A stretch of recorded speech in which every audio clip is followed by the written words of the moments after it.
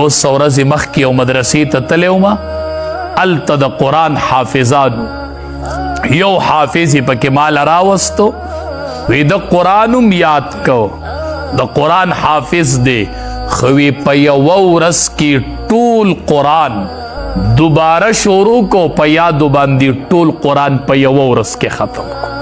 په یوه ورځ کې ټول قرآن ختمول.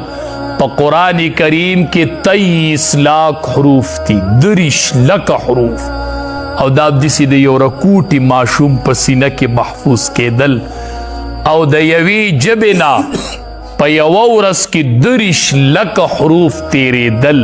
دا د الله کلام، دا د قرآن شان دی. قرآن کریم معجزه ده.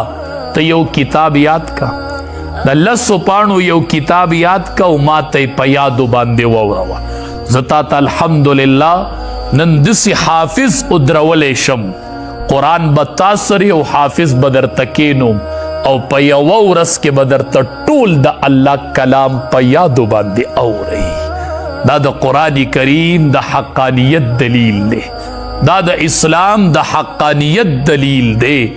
نو ستاسو څه خیال دی د داسې سینو په باره کې چې هغې کې قرآن پروت دی، د داسې قرآن د حاملینو په باره کې چې د هغې په سینو کې دند د قرآن پروت دی؟ هغه سینې د قرآن حاملې دي، هغه سینو ته قرآن یاد دی. داسې علما پکې تیر شوي دي چې 3 لکه احادیث په ورته په یادو 3 لکه، چاته 6 لاک احادیث په ورته په یادو باندې یادو، د نبی کریم صلی الله علیه وسلم مبارک احادیث په ورته یادو. دا ډېرې غوره سینې دي چې الله د قرآن دپاره منتخب کړي دي. رب العالمین ګوره 2 کسو ته د جنگ اعلان کوي، یو سودخور ته چې څوک سود کوي، الله وی فأذنوا بحرب من الله، یو چې څوک د عالم سره دشمنی کوي د علم په بنیاد، د تم د الله د طرف نه اعلان جنگ دی.